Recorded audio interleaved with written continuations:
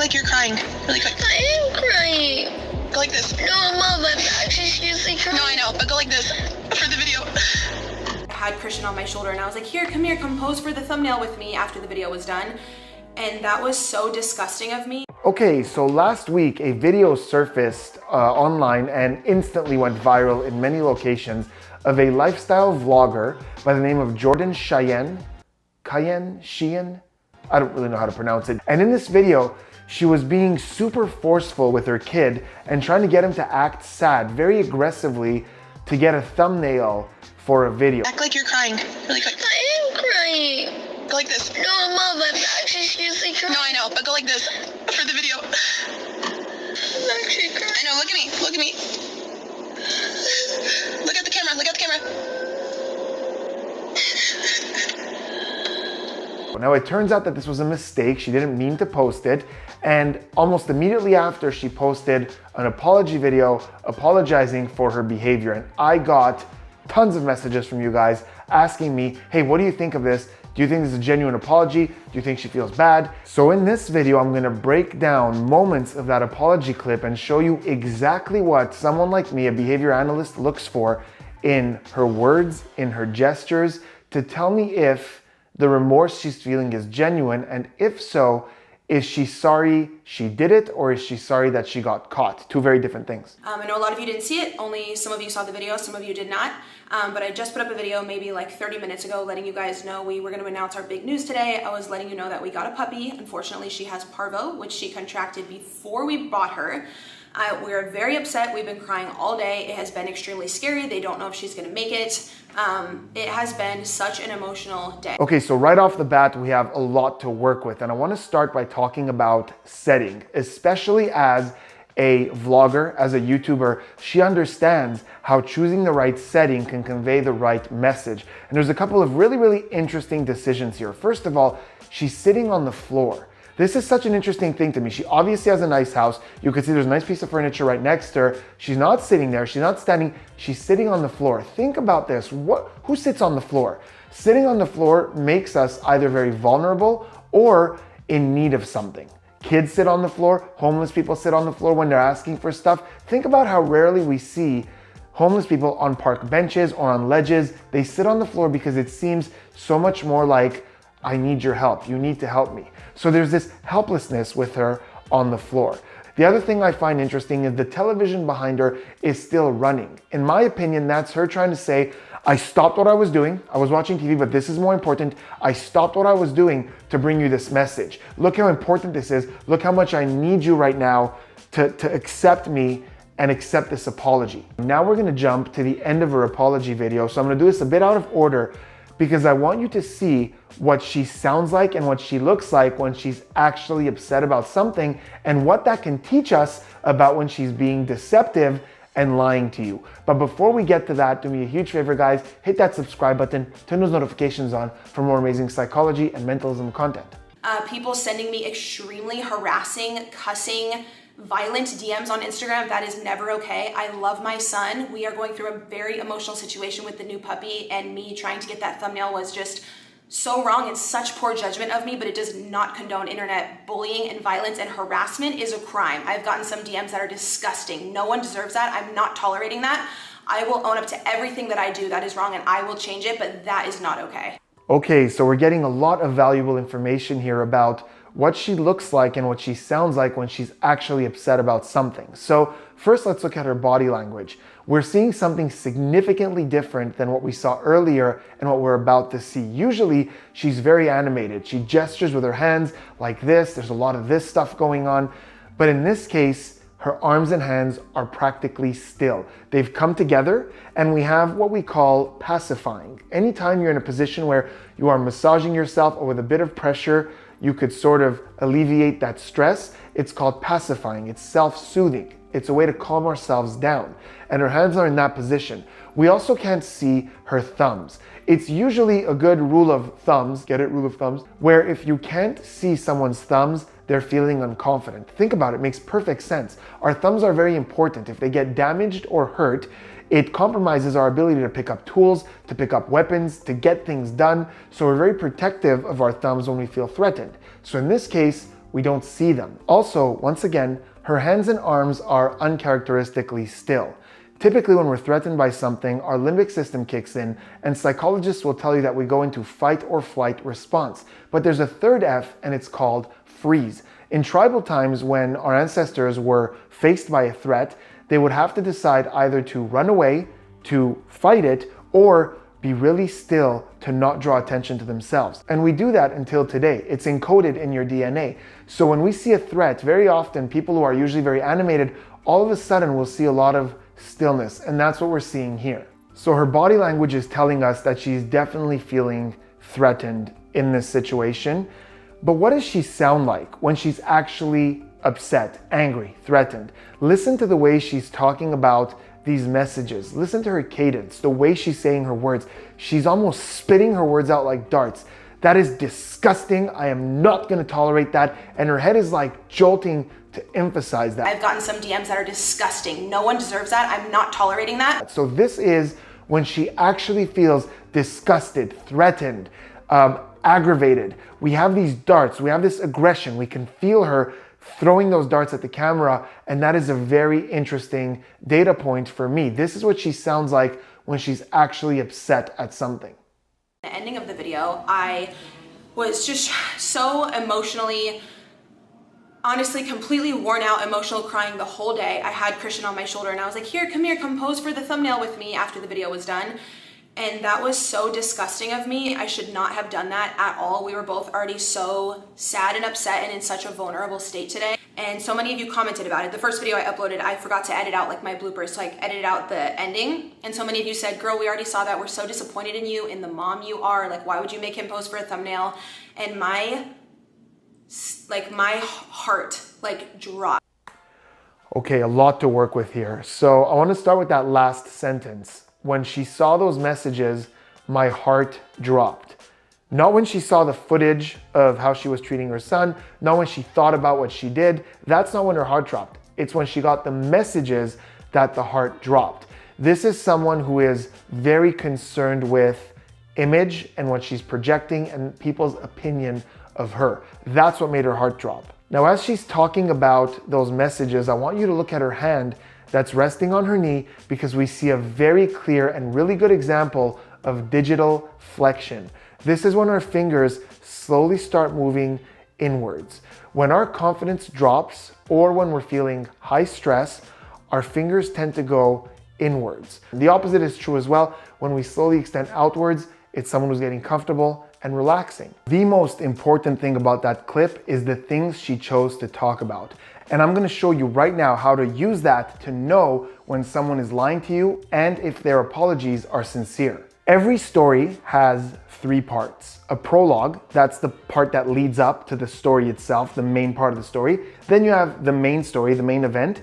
Then you have the epilogue, the afterthought. Now, here's where it gets really interesting. Truth tellers and liars typically have very different structure and how much attention they give to each of these parts. Truth tellers are going to start with one of 2 things. Either they're going to give you a really quick prologue just to set the scene to get to the main event, or they're going to sum up the main event really quickly in like a sentence or 2 and put that right before the prologue to get your attention, then give you the quick prologue, and that's it. They'll start with one of those 2 things. Next, they're going to go to the main event and they're going to spend a lot of time on this. This is important. They're being truthful. They want to tell you this story. You're going to see emotion. They're going to come alive. You're going to see a lot of that. And finally, you're going to get an epilogue, an afterthought, what happened afterwards, which will still have some emotions, and it'll be mostly about how they felt and what they thought about it afterwards. Liars, on the other hand, very different story. Liars spend the most time on the prologue, setting the scene, tell you what was happening that day, going into a lot of details about everything before the main event, because that part is truthful. So they're like, I'm gonna establish trust by honestly telling them how my day started. Then they get to the main event, they typically gloss over it. They're gonna have a way shorter main event than it should be, and it's even gonna be shorter than the prologue. And here's what's crazy. In most cases, liars leave out the epilogue.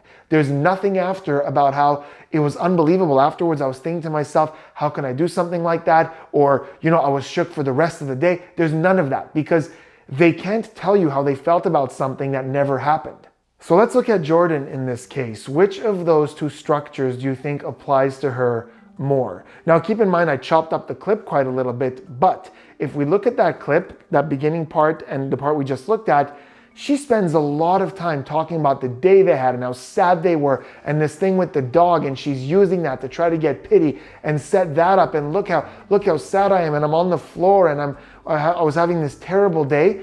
And then she glosses over what she did with her kid, and even in that moment it's extremely inaccurate. She goes, I was like, oh hey, come on, let's get this thumbnail.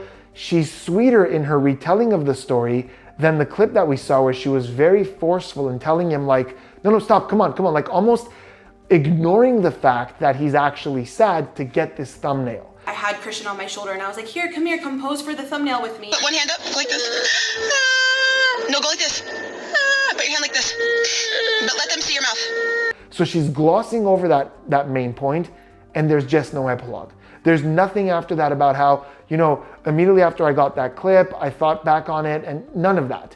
Only when she talks about the messages that she received, which is a separate event, does she think back to what she did. Another golden lesson here is something called psychological distancing. When she talks about the clip she removed, she calls it bloopers. She says, I forgot to edit out the bloopers. The first video I uploaded, I forgot to edit out like my bloopers, so I edited out the ending. Is it a blooper? Is footage of you literally ignoring your kid's sadness and telling him, no, stop, we gotta get this thumbnail? Is that a blooper? I don't know if I would call it a blooper. Psychological distancing is whenever we use words that are less harsh as a way to distance ourselves from something that we did. And calling it a blooper just distances from how bad the action actually is. Finally, when she talks about editing that thing out, we see 3 distinct body language signs.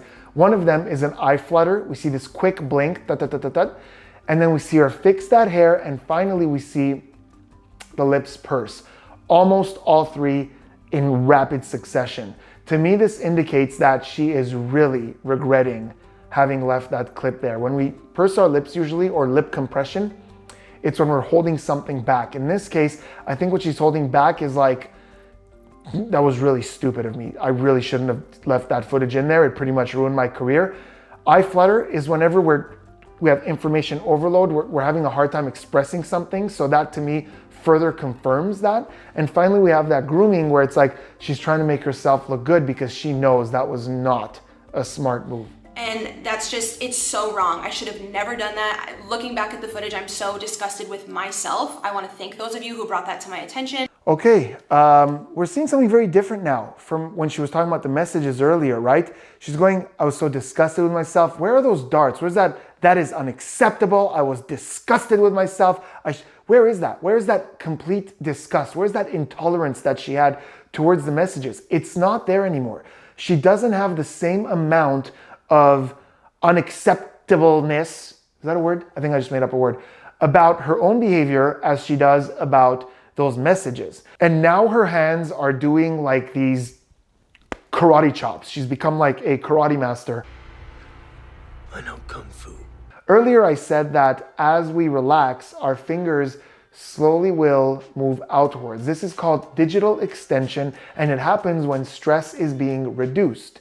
But this is very different. It goes beyond that to a very tense place, and that is called a stop gesture. And I want to thank my friend Chase Hughes for teaching me that. He is one of the best behavior analysts in the world, and I just did a video with him a couple of days ago on the channel where he taught us amazing tips on interrogation. So you should totally go check that out. Link is in the description. But stop gestures are something that we do when there's a sudden halt in our mind. Like think about it, if you're in the car and all of a sudden, you're in the passenger seat and somebody slams the brakes, you go like this, like whenever we want something to stop. And conversationally as well, this is something like she wants this to stop. She wants this to go away. That's the way I'm interpreting this. Forget what we're seeing for a moment. Let's talk about what we're not seeing. So I'm not seeing any big signs of grief here. Typically, when we're sad, we see a lot of activity here. The eyebrows, the center corners of the eyebrows will go up. A lot of relaxation here around the mouth as the cheeks droop a little, corners of the mouth go down. The grief muscle here activates as we're sad. Droopiness in the eyes. I'm not seeing any of that. She's talking about how she was basically acting unacceptably and her heart sank and this and that.